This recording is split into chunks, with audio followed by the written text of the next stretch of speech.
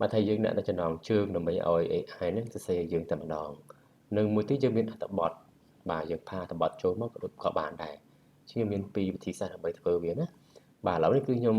ឲ្យវាធ្វើហ្មងបាទអញ្ចឹងដោយសារខ្ញុំមានព្រមស្រាប់ចុះខ្ញុំផាចូលតែម្ដងសួស្តីបងប្អូនអរគ្នាចឹងយើងជួបគ្នានៅវីដេអូថ្មីមួយគឺតើតើនឹងការប្រើប្រាស់ AI ដើម្បីបង្កើត slide យើងបានស្អាតហើយលឿនទៀតបាទអញ្ចឹងយើងអាចប្រើនៅក្នុង Facebook ហ្មងក៏បានដែរអញ្ចឹង AI នេះគឺជារបស់ Facebook ដែលមានឈ្មោះថាមនុស្ស AI អញ្ចឹងបងប្អូនអាចចុចលើនឹងហ្មងក៏បានដែរបាទអញ្ចឹងយើងចុចទៅឬក៏យើងអាច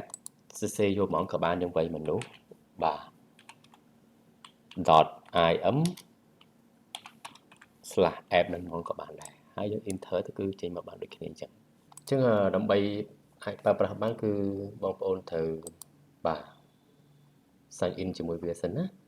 បាទចឹងដោយសារខ្ញុំបាន sign in ហើយចឹងគេ start មកវានឹងចូល automatic ហើយបាទអញ្ចឹងសម្រាប់អឺ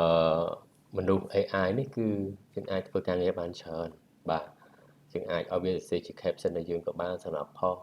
បាទប៉ុន្តែថ្ងៃនេះគឺខ្ញុំនិយាយតែមួយគឺតើតើជាមួយនឹងការបង្កើត slide អញ្ចឹងបើយើងត្រូវការ slide បន្តអីឬក៏ពិបាកក្នុងការ design slide នៅក្នុង PowerPoint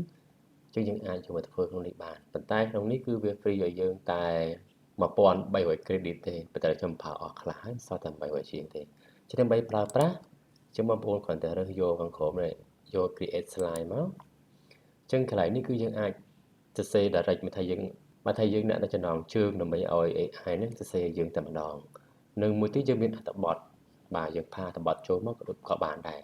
ជាមានពីរវិធីសាស្ត្រដើម្បីធ្វើវាណាបាទឥឡូវនេះគឺខ្ញុំឲ្យវាធ្វើហ្មងបាទអញ្ចឹងដោយសារខ្ញុំមានព្រមស្រាប់ចុះខ្ញុំផាចូលតែម្ដង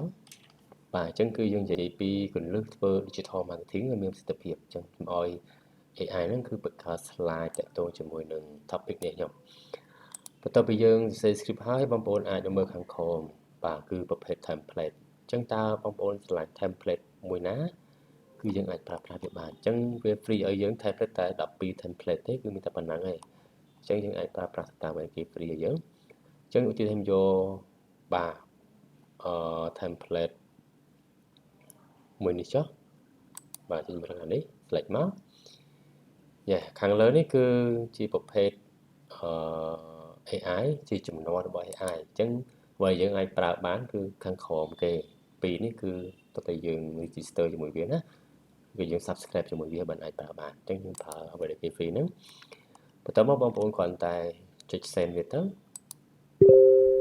បាទអញ្ចឹងយើងអាចរងចាំវាពី10ទៅ15នាទីវានឹង generate ឲ្យយើងបានហើយបាទចាំវាចាប់ផ្ដើមដំណើរការហើយ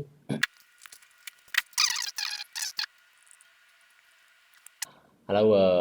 generate បាទ content ឲ្យយើងបានហើយអញ្ចឹងវាមាន9ចំណុចបាទទាំងសំណួរចម្លើយអញ្ចឹងបាទឥឡូវបាន slide ទី1របស់យើងមកហើយ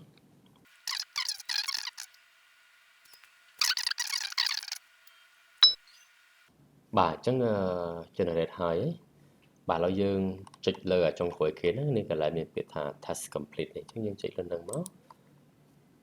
បាទអញ្ចឹងទាំងអស់យើងមាន9 slide បាទអញ្ចឹងយើងអាចទៅកែសម្រួលតាមនឹងបានអញ្ចឹងបងប្អូនមានកន្លែងណាខុសឆ្គងឬក៏អីផ្សេងយើងអាចកែតាមហ្នឹងជួនកាលកន្លែង clear ខ្លះវាអត់សូវព្រោះឬក៏អត់ត្រូវពេលយើងចង់បានបងប្អូនអាចចូលទៅកែបានបាទអញ្ចឹងនៅក្នុងយើងអាច preview ក្នុងនឹងហ្មងក៏បានឧទាហរណ៍យើង present មកបាទយើងអាច present បានបាទ font អក្សរខ្មែរក៏ស្អាតដែរអញ្ចឹងបើសិនជាបងប្អូនចង់download យើងចុចកន្លែងសញ្ញា download នេះវាមាន download ជា PowerPoint ក៏បាន download ជា PDF ក៏បានបាទឬក៏យើង convert ទៅជា Google Slide ក៏បានដែរអញ្ចឹងយើងចង់បានប្រភេទណាយើង download តាមនោះមកបាទអញ្ចឹងសម្រាប់វីដេអូមួយនេះគឺមានតែប៉ុណ្្នឹងឯងអញ្ចឹងបើសិនជាវាមានសារៈប្រយោជន៍សម្រាប់បងប្អូនកុំភ្លេចជួយ like និងជួយ share ម្នាក់មួយផងបាទសូមអរគុណ